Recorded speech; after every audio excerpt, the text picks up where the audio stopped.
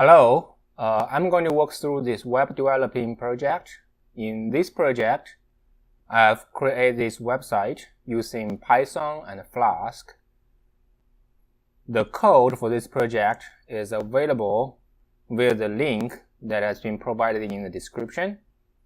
And also, this website has been deployed onto a server. The link is also provided. As you can see, this is a homepage of this website. It stores a list of categorized items. On the main page, it will display the items that has been updated most recently. And if you select certain category, say basketball, it will display the items that are under that category. And if you select a certain item, it will display the description for that item. You can also log in to this app with either Google or Facebook account. So you can do a login, and you can log in, let's say Facebook, and it will welcome you once it's recognized that you as a user. Then when you log in, then you can do add item to the database or to the app. This will bring you to a page that allows you to add new items to the database. Let's say basketball 2. And you can write a description for that item. This one is it is a backup, and they should be in basketball, and you can do a submit, and you can see that the most recent update item will show up the first, the basketball 2. And if you later find out that you didn't like this item or there's some errors in that item, as long as you are the owner of the item, you can click in for that item. Then you can do an edit to change whatever information is there for this item. I say this is basketball number 2. If you want to do that, it is still a backup. And then we can do a submit. And it will pop out a flash message and telling you that basketball 2 has been changed to basketball number 2. And when you go to the home page, you will see that item has been updated.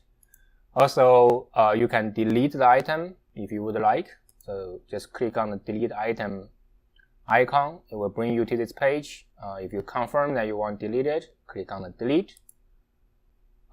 As you can see, under the basketball item now, there's only 3 items instead of 4 now. This website also provides a JSON endpoint. So on any of this information page, if you do a JSON, you will return a JSON file that contains the main data that contained in that page. This will make the data from this website easier to be used on other web app or other person. Alright, as I said, this website is created using Python and Flask. There are 3 Python files behind the website. They are the itemcat.py, the database setup i.py, and the itempop.py. The itemcat.py is the main Python program that is running on the backend to support the functions of the entire website, where the database setup and the itempop are the 2 programs that configures and pre-populates the database that serves the website. So let's look at the database setup I first. So in the database setup i.py, we want to import SQL Alchemy so that it can communicate with database. And then we want to create 3 tables inside that database. They are the user, the category, and then the item. For the user, it just stores the user information for each user that logs into our web app. Each user should have an ID, name, email, picture, and depending on which third-party authorization they're using, they can have either a Google ID or Facebook ID. For the categories, they will have ID, names, and each category should have a set of items that belongs to that category. And we also create a function so that the data inside the category can be easily formatted into the JSON file that we need later for the JSON endpoint. In the item table, it has the ID, name, description, and which category it belongs to, and who is the user that owns this item. Again, we create a function that will make this data easier to format into that JSON file. And we create this itemcat.db database file with all this configuration. So that's a data setup I. So the database setup I will create an empty database that has all this configuration in it, but it doesn't really have any actual data in it. The itempop.py is a Python program that can pre-populate that database with some arbitrary data. So in the itempop program, we need again import SQL Alchemy. We of course want to import the configurations of the database from database setup. Then we want to create a connection to that actual database and establish the session. In my file, I want to just clear all the tables before I start to populate it. So remember, for this specific code, each time you run the code, you will wipe out everything that's already stored in that database first. And then you will populate the database with some dummy users with a set of categories, and we'll populate it with the categories, and it will populate some of the categories with some items. So far, with the database setup and itempop, we can set up the database and pre-populate it with some data. Now we go to the main program, which is itemcat.py. So in this program, we want to import the Flask, and want to import the SQL Alchemy and some other libraries that we will need in this program. Then we want to initiate a Flask session and establish the connection to that database that has all this data stored. Then I have created something called cats. So this is a variable that will store all the categories in a list. Then I created a couple of helper functions. Those are the functions I will call multiple times later in the main program. The first one is said login required. This will be activated when a user is trying to access some page or function that is not available to their authority.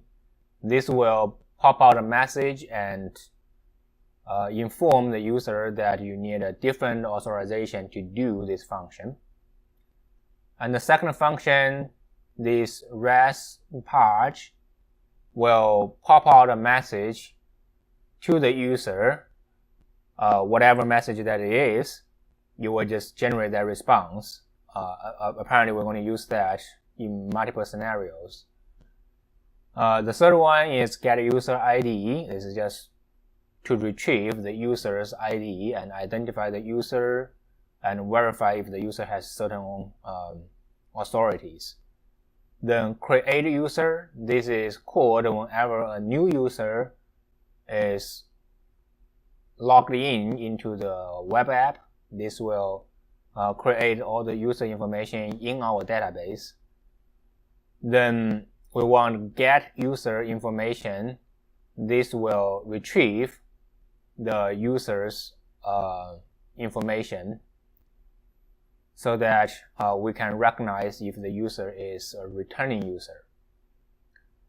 Then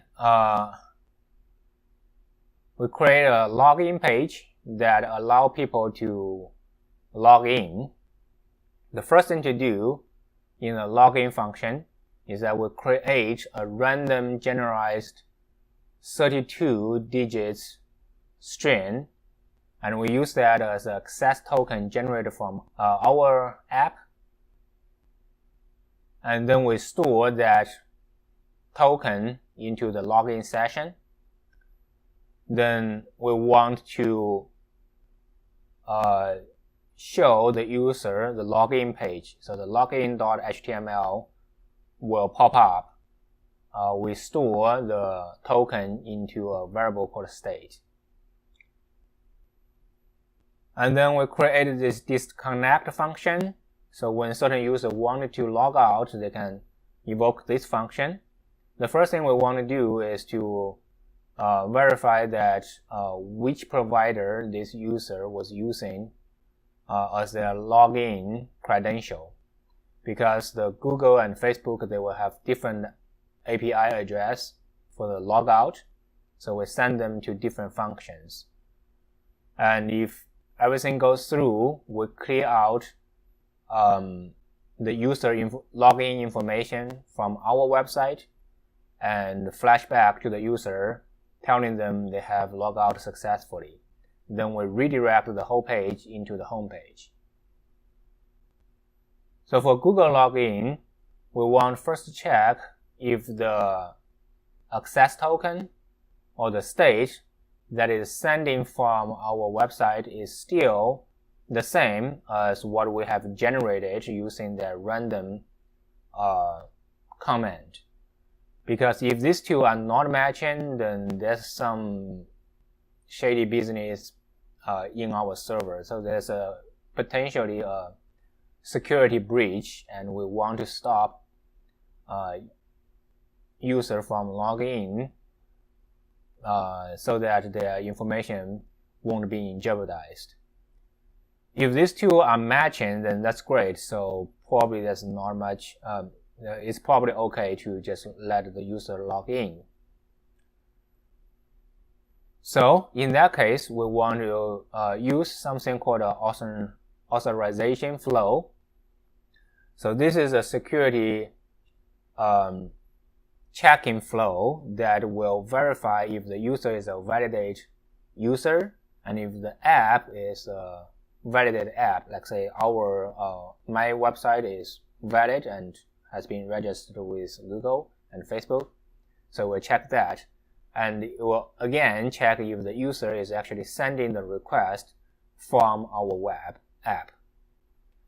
If everything goes through, this is supposed to return no errors, and it should return the user information that is stored on Google.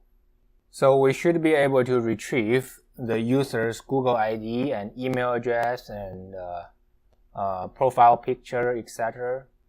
Then we can store all this information in our login session, and also we can store that in our database to establish that specific user. Once that's all stored in our login session, we can return a page that will welcome our user to the web application. So that's a Google log in. So for the Google disconnect function, we want to check that if the user is actually logged in, because sometimes they forgot to refresh the page or something like that. If they did log in, then we can use this Google API address to revoke the login of that user. So basically telling Google that, hey, this user is trying to log out from a web application. And we want to clear all the user login information from our site as well. Then we want to return a message to the user, says you have been logged out successfully. Otherwise, if there's any issue during the logout process, we also want to tell the user there's some issue over there. Now, Facebook login is very similar to the Google login. We want to again check the token. If the token is valid, then we want to kickstart the flow. This again will verify the user, verify our web app, and Facebook will hopefully decide that, okay, everything is clear. Then it will send back the credentials for that user, which we can use that credential to request specific user information for that user. And then we can store those user information locally on our database. So we establish that user information in the web app itself. Then when the user is established and authorized, we can again return a welcome page to welcome the user to our web app. For Facebook disconnect, this will again using an API to revoke that users login to our web and telling Facebook, hey, the user want to log out, and then we'll clear out the login session on our website and pop out a message to the user that telling them they have logged out. All right. Now we can look at the homepage function. So when you access the homepage, this function will be evoked. You will first send a query to the database and retrieve the most recent updated items and store them in this items variable. And it checks if the user is logged in. If it is not logged in, then we want to render the public index HTML, which is the homepage that we want to show to everyone access our web app.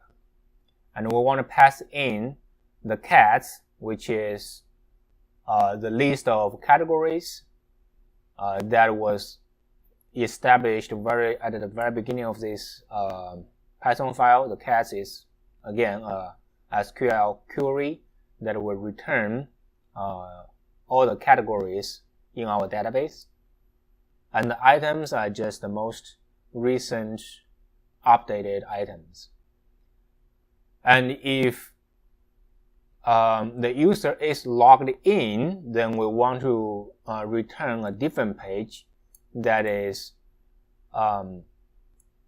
for the logged in users only. And then we want to create a function that will show all the items under certain category. And use the app root, we can define the path format and also pass in some variables in there so it can be tailed to specific category. And again, we want the items. The items now is a different query which will only queue out the items that's under that specific category. And then we want to return how many items is actually under this category. And then we want to retrieve all the information for that category from our database. Then we can pass in all these variables into this items.html template. So it will display the information that we wanted. So this is controlling when you click on a specific category, you will go to that specific path and it will show this item list under belongs to that category. And then we want to define a function that will display the description for a certain item. Again, we use app root to control the path, and we retrieve that specific item using SQL query. Then we want to check if the user who is accessing this item is the owner of that item. If they are the owner of that item, we want to return a page that allows them to edit or delete that item. If they are not, then we just want to display the information for that item. For the add item function, what we want to do is to read the form that's submitted from the website and retrieve what has been submitted to us. We want to retrieve the name of the item, the description of the item, and which category it belongs to, and who has submitted these edits. Then those information will be right into our database using a SQL command, and we flash back a message to our user and confirm that we have added this item to our database. Then we redirect the user back to the home page.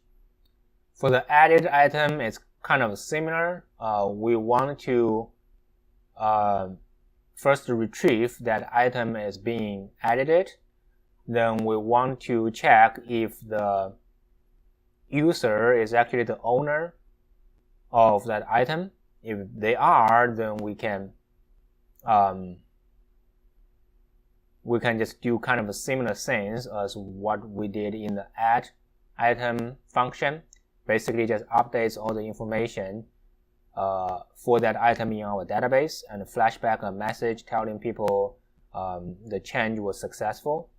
And if the user is not the owner of that item, then we want to alert the user that you do not own this item, so you cannot edit it. And for the delete, it's very similar to the edits.